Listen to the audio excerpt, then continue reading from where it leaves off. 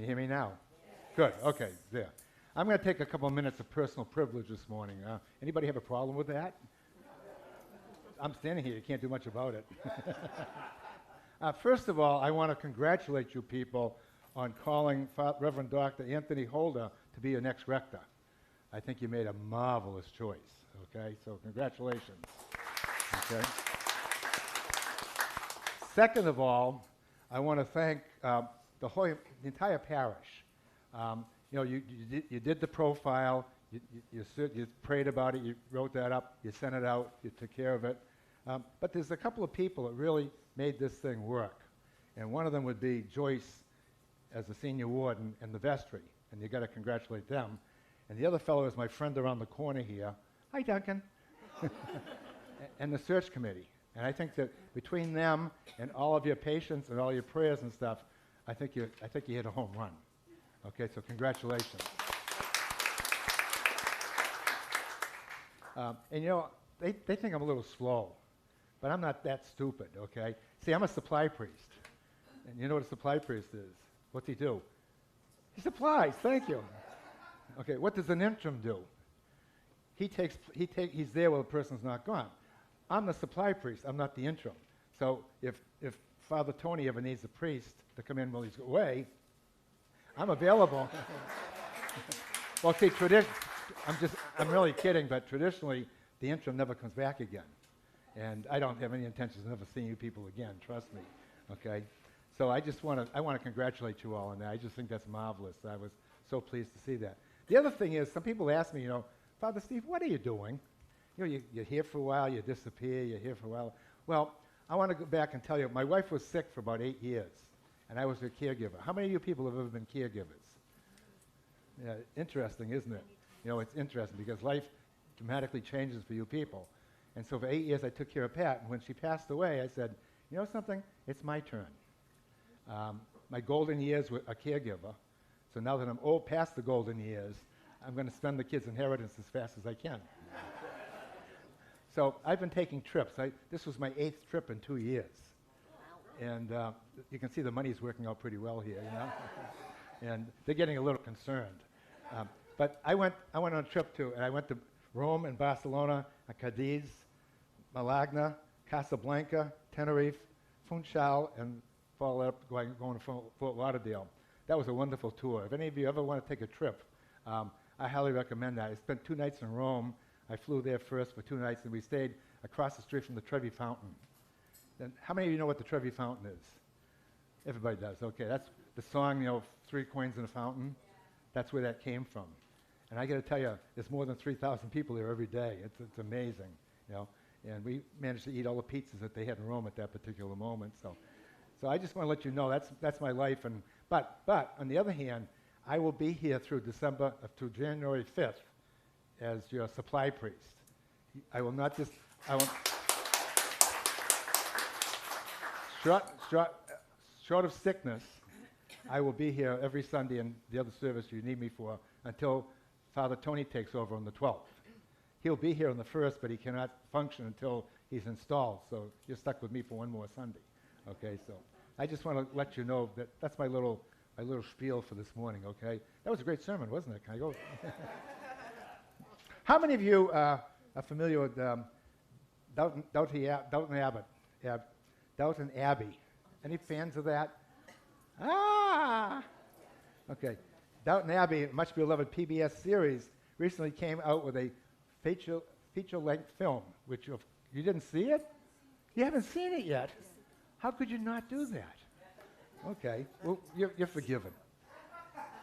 The entire plot was based upon the Abbey preparing for and having a 24-hour visit from the King and Queen of England.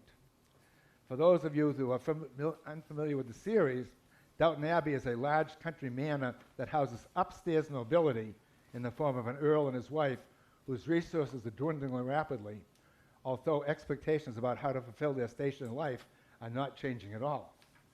And the downstairs servants with various social ranks, from the butler down to the carriage footman. The series focused on the 2 groups who are bound to each other through strict hierarchical social rules, the upstairs family and others of aristocratic class, and the downstairs servants. For about 2 hours, viewers got to see all the drama and fuss the Abbey went through to put on the airs to be seen as good enough for the visit from the royals. From the Earl down to the local shopkeeper, everyone believed that this visit from the royalty signified great honor, no matter how brief it was. Everyone wanted to gaze at the royal and impress them. We associate royalty with power, treat members of that class differentially, and at least on the surface fantasize about their privilege and glamour, gawking over the size of the princess's ring or how the royals dressed their infants. There are a few gospel passages which would pair better with our assumption about royalty than what we read this morning, like Jesus' entry into Jerusalem with crowds shouting Hosanna, or a visit from the three kings following his birth, or even the one of the resurrection appearances in which Jesus does miraculous things like walking through locked doors. Nobody thought about a crucifixion for Christ the King Sunday, but that happens to be our reading for this morning. None of those readings were appointed today. Today's passage offends our sensibilities and hurts our hearts if we really let it in. Our natural human reaction is to flinch and turn away, just the opposite of what happens when we see Harry and Meghan in a checkout line in the gossip column magazines at your local grocery store. A ridiculed, helpless man with a sign that was intended to be derogatory hanging over his head, having his last conversation on earth, gasping for breath, offering his perpetrators forgiveness, promising to remember a dying criminal, assuring him that they'll be together in paradise. The other scripture we had read this morning from Jeremiah and Colossians offers us some helpful context for putting this offensive and painful image of Christ the King in the broader story of our faith. It makes all the difference in the world if you think about it, and I'm going to get to that. They help us to make sense of this image so that we might be able to remain at the foot of the cross a little longer, not to gawk and gaze at the royal parade, but to come to know ourselves as forgiven and like the criminal, worthy of joining Christ the King in paradise, which you and I are promised. About 600 years before Christ became incarnate, before he was born, before the fullness of God was pleased to dwell among us, the people of Judah experienced one great loss, one of the greatest imaginable losses. What happened to the people of Judah at that time? Anybody know? What happened to them? Hello? What was that? Yes, the Babylonians invaded. They were exiled. They were exiled. They were invaded by the day's superpower, Babylon. There were mass deportations in their holy place. The temple was completely destroyed. Jeremiah was one of a handful of prophets who saw this coming. He was compelled by God's Spirit to warn folks of the coming doom, to plead with them to change their ways. As exile's reality unfolded, the Lord spoke through Jeremiah to offer images of hope and promise so that the Jews could hold on to the stories they had, the cultures they had, the faith they had, even in the harshest of circumstances. They were in exile, but there was a promise that someday would indeed end. Surprisingly, the central cause of Judah's exile was not the aggressive, greedy, land-hungry Babylonians. Rather, it was Judah's own corrupt leadership from the inside. The shepherds of Judah, their king. And let's throw the priests in too, because Judah was a theocracy. They were all corrupt. Instead of caring for the flock, they scattered them. Instead of tending to the people, they exploited their labor. Instead of integrating God's law into the fabric of how the power structure did business, they chose the oh-so-human law of might makes right. By this point in the book of Jeremiah, the leadership of these corrupt shepherds has unavoidable consequences that will lead to suffering. Exile is inevitable. So Jeremiah pivots from proclaiming doom to offering hope in God's promises. Look beyond the horizon and see the promise of a new shepherd coming. A shepherd who gathers, not scatters. A shepherd who will bring them back, not drive them away. Who will lead them beside still waters instead of making them work or be on call or be ready to respond to an anxiety-driven text or emails at all hours of the day and night. A shepherd whose grace enables them to realize the intention God had for humanity from the beginning, to be fruitful and multiply, to flourish. Now, as Christians, we look at this Old Testament text and can't help but imagine Jesus and the Spirit at work. with these people. Surely the gospel writers did too, as they found ways to connect Jesus to the ancient testimony of the scripture. Jesus the Good Shepherd. Jesus the King gathers us, especially most those likely to be left behind. Jesus the Good Shepherd.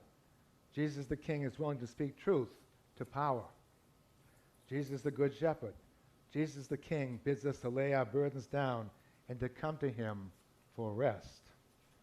This kind of shepherding, this kind of kingship is costly.